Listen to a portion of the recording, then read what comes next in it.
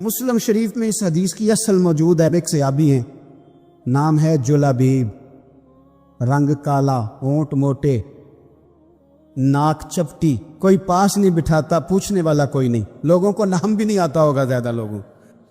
حضرت جلابیب رضی اللہ تعالیٰ عنہ خوبصورت صحابی، غریب آدمی، صحابی خوبصورت، بظاہر رنگ روپ کالا.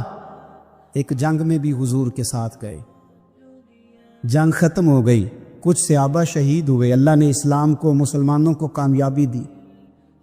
سارے لوگ اپنے اپنے شہیدوں کو تلاش کر رہے ہیں. صحابہ کہتے ہیں نبی پاک بھی کسی کو ڈھونڈ رہے ہیں، سب لوگ ڈھونڈ رہے تھے، حضور بھی کسی کو ڈھونڈ رہے ہیں.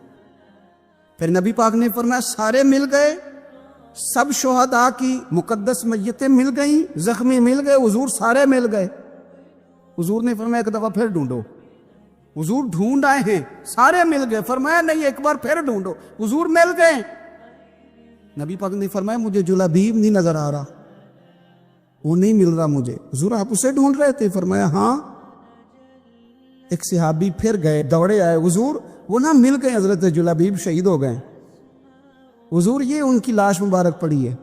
کریم رسول گئے تو صحابی کرنے لگے حضور یہ 7 لاشیں کافروں کی ہیں، ایک لاش حضرت جلابیب رضی اللہ تعالیٰ عنہ کی ہے. حضور وہاں کھڑے ہیں. اس حدیث کی اصل مسلم شریف میں موجود ہے. میرے نبی پاک صلی اللہ تعالیٰ علیہ وسلم نے فرمایا دیکھو میرا بہادر 7 کافروں کو قتل کر کے شہید ہوا ہے.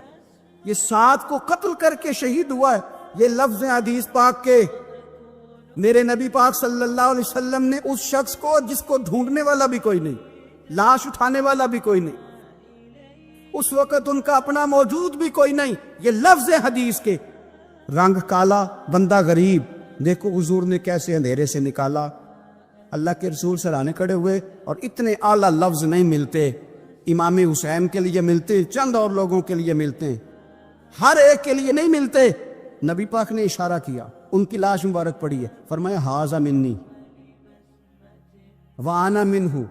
یہ نہیں فرمایا یہ جنت میں گیا ہے، یہ نہیں فرمایا اس کے گناہ معاف ہوئے، یہ نہیں فرمایا پکا جنتی ہے، بلکہ فرمایا ھذا منی. لوگوں کا خیال تھا انہیں تو ڈھونڈنے بھی کوئی نہیں گیا تھا، ان کی تو خبر لینے بھی کوئی نہیں گیا، ان کا تو اپنا بھی کوئی نہیں تھا.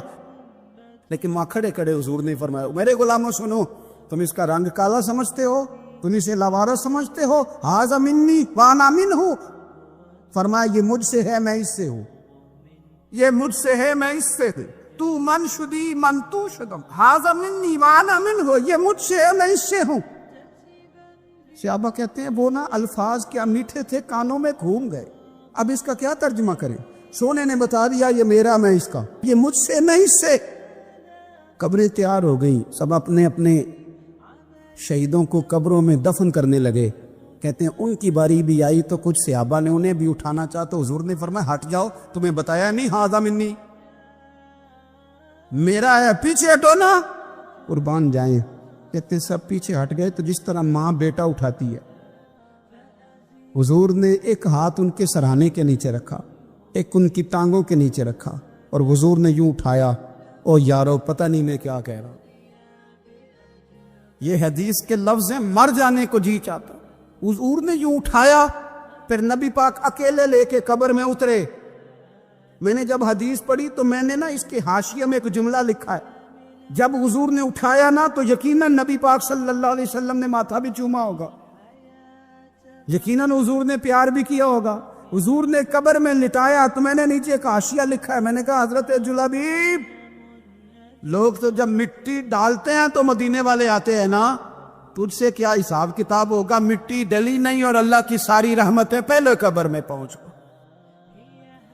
قبر میری تے میرے پیرا جے کر پاویں پھیرا، قبر دے اندروں ہڈیاں اٹھ کے مجرا کر سن تیرا. اور نبی پاک کا یہ طریقہ ہے. مسند امام احمد بن حنبل میں حدیث موجود ہے، حضرت عبداللہ ابن مسعود رضی اللہ تعالیٰ عنہ، کمال آدمی حضرت عبداللہ ابن مسعود. حضور نے فرمایا عبداللہ ابن مسعود سے قرآن سیکھا کرو، یہ اسی طرح پڑھتے ہیں جس طرح میرے اوپر نازل ہوا تھا. حضرت عبداللہ ابن مسعود کو نبی پاک علیہ السلام نے فرمایا درخت پہ چڑھ کے ذرا میرے لیے مسواک تو اتار دو. حضرت عبداللہ ابن مسعود کی پنڈلیاں پتلی پتلی تھی، ٹانگیں پتلی تھی، وہ درخت پہ چڑھے، ہوا چلی تو کپڑا تھوڑا ہٹ گیا تو بعض لوگ ان کی پتلی پنڈلیوں کا مذاق اڑانے لگے، معاذ اللہ، دیکھو کیسی باریک باریک پنڈلیاں ہیں، کیا انداز ہے۔ اب حضور بیٹھے ہیں نا، تو انہوں نے جو بات کی تھی وہ بات بھی درست تھی، پنڈلیاں واقعی پتلی تھی، اور کوئی بھی اس انداز میں دیکھتا تو شاید مسکراتا۔ جب انہوں نے کہا نا دیکھو پتلی پنڈلیاں، تو حضور نے ہمارے لیے طریقہ کیا چھوڑا، ہمارے لیے سیرت کیا چھوڑی۔ حضور سید عالم فوراً ارشاد فرمانے لگے، نبی پاک فرمانے لگے چپ کرو، تم میرے عبداللہ کی پنڈلیوں کو پتلا پتلا کہہ رہے ہو نا، قیامت کے دن جب میزان لگے گا اور ان پنڈلیوں کا تمہیں وزن پتا چلے گا، پھر پتا چلے گا میرے عبداللہ کی شان کیا ہے۔ یہ بڑی وزنی پنڈلیاں ہوں گی، جب ان کا میزان پر وزن تلے تو آپ دفاع کرے۔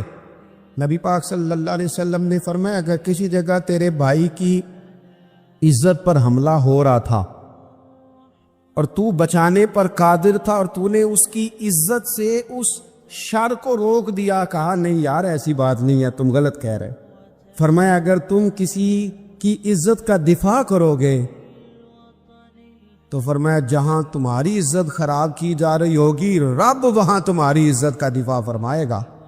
حضرت سیدنا ابو ہریرہ رضی اللہ تعالیٰ عنہ فرمایا کرتے تھے مجھے نبی پاک علیہ السلام نے علم کی 2 تھیلیاں دی ہیں، میں نے ایک کھولی ہے تمہارے ساتھ، ایک کھولی ہے، دوسری نہیں کھولوں گا، اس لیے کہ ہر بندے کو بات اس کے ظرف کے مطابق کرنی چاہیے، تو موقع نہ دے۔ نبی پاک صلی اللہ علیہ وسلم نے فرمایا اس بندے نے اپنی، یہ بخاری میں موجود ہے، فرمایا اس نے اپنی عزت اور اپنی جان کو محفوظ کر لیا جو فتنے والی جگہ سے بچ گیا۔ جہاں تہمت لگ سکتی ہے اس جگہ سے بچے، جان بوجھ کے لوگوں کو موقع نہ دیں باتیں کرنے کا، جان بوجھ کے موقع نہ دیں۔ جامع ترمذی کے اندر حدیث موجود ہے، حضرت سیدنا عمر فاروق رضی اللہ تعالیٰ عنہ نے ایک موقع پر اجازت مانگی تھی نبی پاک صلی اللہ علیہ وسلم سے، عرض کیا یا رسول اللہ صلی اللہ علیہ وسلم مجھے آپ اجازت دے دیں میں عبداللہ بن ابی سلول کی گردن اڑا دوں، یہ منافق بار بار آڑے آتا ہے، بار بار تکلیف دیتا ہے، آپ مجھے اجازت دیں میں اسے قتل کر دوں۔ تو اب وہ چونکہ کلمہ پڑھتا تھا، ساتھ تو رہتا ہی تھا نا، بہت سارے لوگ اسے مسلمان جانتے تھے، تو حضرت سیدنا عمر فاروق رضی اللہ تعالیٰ عنہ نے اجازت چاہی، کہ یا رسول اللہ صلی اللہ علیہ وسلم اگر آپ مجھے اجازت دے دیں، یہ ترمذی میں موجود ہے، یعنی آپ اس جگہ سے بچیں جہاں تہمت لگ سکتی ہے، جہاں بلا وجہ کسی شخص کو شر پھیلانے کا موقع مل سکتا ہے۔ یا رسول اللہ مجھے اجازت دے میں عبداللہ بن ابی سلول کی گردن اڑا دوں۔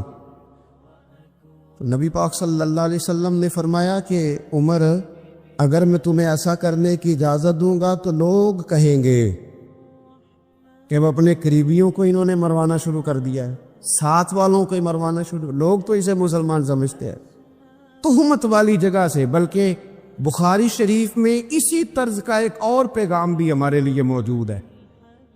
یہ جو حرم شریف آج ہمارے سامنے ہے نا، بیت اللہ شریف، اس میں ایک پیچھے مقام ہے جس کو حتیم کہا جاتا ہے، یہ خانہ کعبہ کا حصہ ہے۔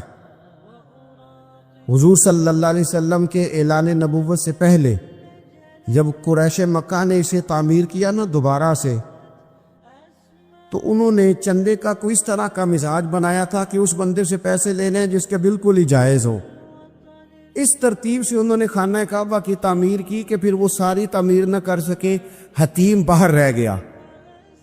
تو نبی پاک صلی اللہ علیہ وسلم نے ایک دن فرمایا، بخاری میں موجود ہے، حضور فرمانے لگے عائشہ اگر تمہاری قوم جاہلیت کے قریب نہ ہوتی، کیونکہ ابھی قریب جاہلیت چھوٹی ہے نا، ابھی لوگوں نے کلمہ پڑھنا شروع کیا ہے، فرمایا اگر یہ جاہلیت کے قریب نہ ہوتے تو میں کعبے کو انہی بنیادوں پر دوبارہ بنا دیتا جن بنیادوں پر حضرت ابراہیم علیہ السلام نے بنایا تھا، لیکن چونکہ یہ جاہلیت کے قریب ہیں، ان کی سمجھ میں چیز نہیں آئے گی، یہ شک میں پڑ جائیں گے، پریشان ہو جائیں گے، لہذا میں یہ کام نہیں کرتا۔ بہت ساری چیزیں ایسی ہیں کہ جن کی وجہ سے بعض سادہ لوگ ابہام کا شکار ہوتے، ابہام کا۔